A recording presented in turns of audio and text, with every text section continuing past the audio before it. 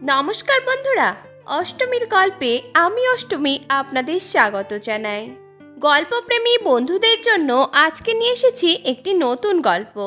আজকের গল্প ঘটি বাঙাল। গল্পটি লিখেছেন তারাপদ রায়। বন্ধুদের কাছে গল্পটি শেষ পর্যন্ত শোনার অনুরোধ রইল। বন্ধুরা, গল্পটি ভালো লাগলে অষ্টমীর গল্প চ্যানেলটিকে সাবস্ক্রাইব করে রাখুন। চলুন বন্ধুরা, শুরু করি আজকের গল্প। অর্ধ শতাব্দী আগে ধানসিঁড়ি নদীর তীরের আশ্চর্যতম বাঙাল কবি লিখেছিলেন, আবার তাহারে কেন ডেকে আনো। সে প্রশ্নের ছিল রোম্যান্টিক অনুপ্রয়াস, অন্য অনুষঙ্গে ভিন্ন প্রসঙ্গের এক বেদনার গাথা। ঘটি বাঙালের প্রসঙ্গও দেশভাগের 4 দশক পরে এখনো প্রায় ওই আবার কেন তারে ডেকে আনোর পর্যায়ে চলে গেছে। আজ আর কে খেয়াল রাখে কে ঘটি কে বাঙাল? আগে তো ছিলই। বিশেষ করে পার্টিশনের পরে পরে যখন একের পর এক জনস্রোতের ধাক্কা উদ্বাস্তু প্রবাহ এসে পশ্চিমবঙ্গের সীমানায় আছড়ে পড়ল, তখনই তুঙ্গে উঠেছিল ঘটি বাঙালদের বাদবিসংবাদ। পশ্চিমবঙ্গের অনেক প্রাচীন জনপদে বহুদিন আগে থেকেই একটা করে বাঙাল পাড়া ছিল, যেখানে সাধারণত পূর্ববঙ্গের লোকেরাই বসবাস করত। কিন্তু 1947-এ সেই অসম্ভব দেশভাগের পর আর সামান্য বাঙাল পাড়ায় কুলোল না। তরাই থেকে সুন্দরবন পর্যন্ত যেখানেই কোনো ক্রমে বাসযোগ্য জমি পাওয়া বা দখল করা সম্ভব হলো, সেখানেই গড়ে উঠল উদ্বাস্তু উপনিবেশ। কোথাও তার নাম কলোনি, কোথাও গড় বা নগর, যেমন আজাদ কলোনি, আজাদগড় বা আজাদনগর। বাঙাল ঘটির সংঘাতের দিন বহুকাল হলো বিদায় নিয়েছে। পশ্চিমবঙ্গের পশ্চিম প্রান্তে গা ঘেঁষাঘেঁষি করে 40 বছর বসবাস করে যে যার স্বকীয়তা স্বাতন্ত্র্য হারিয়েছে। সব বাড়িতেই এখন পোস্ত রান্না হয়। সেটা আর পশ্চিমবঙ্গীয় বা রাঢ় দেশীয়দের একচেটিয়া নয়। রান্নায় ঝাল বেশি হলে এখন আর কেউ কাউকে বাঙাল বলে সন্দেহ করে না। খবরের কাগজে পূর্ববঙ্গীয় পাত্রী চাই কিংবা পশ্চিমবঙ্গীয় ভাড়াটিয়া বাঞ্ছনীয়, এ ধরনের বিজ্ঞাপন ক্রমশই বিরল হয়ে আসছে। পার্টিশনের পরে বাঙাল ঘটির বিবাদ যতটা প্রখর হয়েছিল, ঠিক ততটা স্তিমিত হয়ে গেছে বাংলাদেশ স্বাধীন হওয়ার পর। এখন আর সীমান্ত পেরিয়ে বাঙালেরা কলকাতায় বা পশ্চিমবঙ্গে আসে না। যারা আসে তারা বাঙাল নয়, তারা বাংলাদেশি। সেসব বাঙাল কবে নিশ্চিহ্ন হয়ে গেছে যাদের নিয়ে হাসির গান গাওয়া হতো। বাঙাল বলিয়া করিও না হেলা, আমি ঢাকার বাঙাল নই। বলা বাহুল্য, ঢাকার বাঙালি ছিল কুলীন শ্রেষ্ঠ বাঙাল, কুলতিলক, যাকে বলে কাঠ বাঙাল। তার হাবভাব, উচ্চারণ, আচরণ, অশন ব্যাসন সবই ছিল উঁচু দাঁড়ে বাঁধা।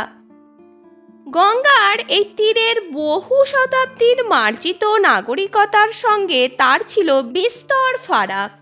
বাঙাল ঘটির আলোচনায় অংশগ্রহণ করতে গিয়ে আমার তেমন কৌতুকবোধ হচ্ছে না। এই আলোচনা করার অধিকার আমার জন্মগত। আমিও এক সাবেকি বাঙাল। 15 বছর বয়সে দেশ ছেড়ে কলকাতায় চলে আসি। তারপর ধীরে ধীরে নিজের অজান্তে কবে এই নগর সভ্যতায় বিলীন হয়ে গেছি। আমরা পূর্ববঙ্গীয় হলেও সে মাত্র 300 বছরের ব্যাপার।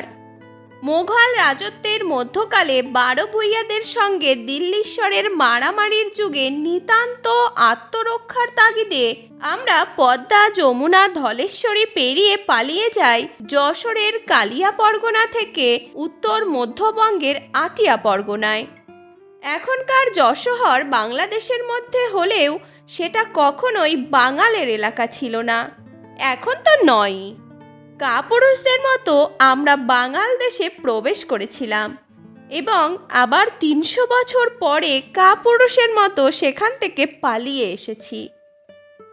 আমি নিজে বিয়ে করেছি খাঁটি পশ্চিমবঙ্গে। বারেন্দ্র বংশীয় বলে আমাদের আত্মীয় স্বজনদের মধ্যে বহুকাল ধরেই বাঙাল ও ঘটি দুই আছে। দুই সমাজের সমস্ত দোষ গুণ আমাদের পারিবারিক রক্তে ও চরিত্রে মিলে আছে। এখনও যখন ইস্টবেঙ্গল মোহনবাগানে খেলা হয়, আমরা কোনটা আমাদের দল ধরতে পারি না। ফলে যখন যে যেতে তারই পক্ষে চলে যায়। খেলা ড্র হলে দুপক্ষকেই সমান গাল দিই। ইস্টবেঙ্গল মোহনবাগানের কথায় অন্য একটা কথা মনে পড়ছে, নিতান্ত দুঃখের কথা। এই দুই ফুটবল টিম যেমন বাঙাল ঘটির প্রতীক, তেমনি ইলিশ আর চিংড়ি এই দুই মাছ।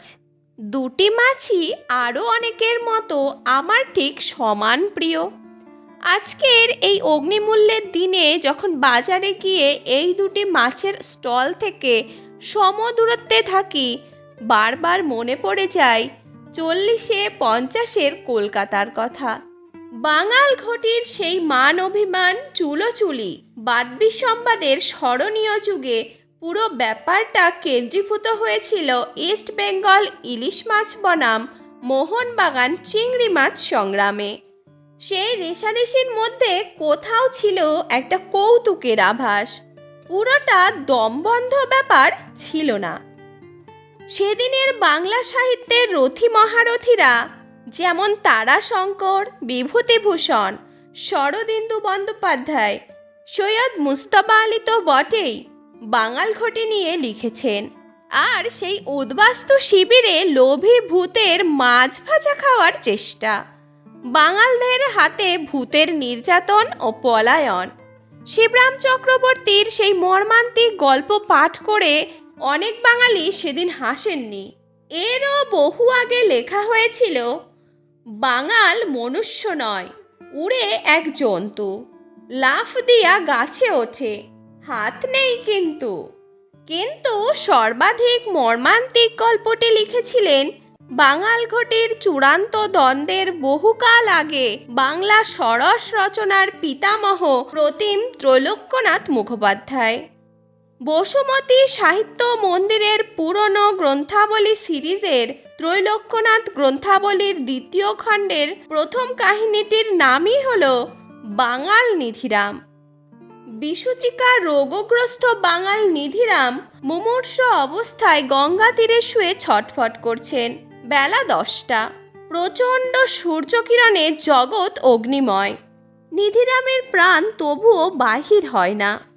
দুজন বৃদ্ধ ব্রাহ্মণ গঙ্গা স্নান করে বাড়ি ফেরার পথে কণ্ঠাগত প্রাণ নিধিরামকে দেখতে পেলেন।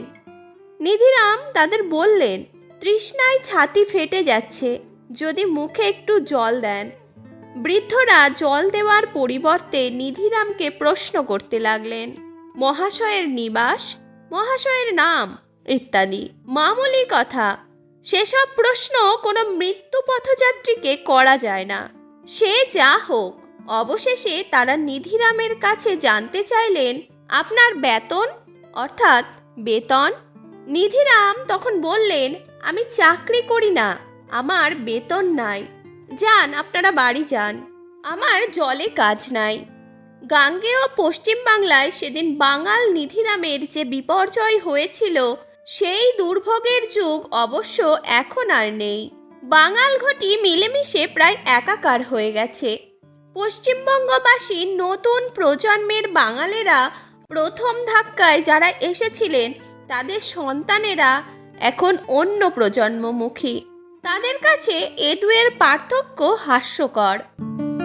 হাস্যকর হোক আর যাই হোক, বাঙাল ঘটি বাদবিসম্বাদের পালায় শেষ জবনিকা নেমে আসার আগে এটুকু স্মরণে রাখা ভালো যে এই কলহে যতটা মানবিমান ছিল, ততটা তিক্ততা ছিল না। যতটা রেষারেষি ছিল, ততটাই হাসাহাসি ছিল। অনেকটা সুখসারি গানের মতো। এ বলে, আমার এই ভালো, তোমার ওই খারাপ। সেও বলে, আমার এই ভালো, তোমার ওই খারাপ। বন্ধুরা, গল্পটি ভালো লাগলে অষ্টমীর গল্প চ্যানেলটিকে সাবস্ক্রাইব করে রাখুন। অষ্টমীর গল্পের পাশে থাকার জন্য অসংখ্য ধন্যবাদ।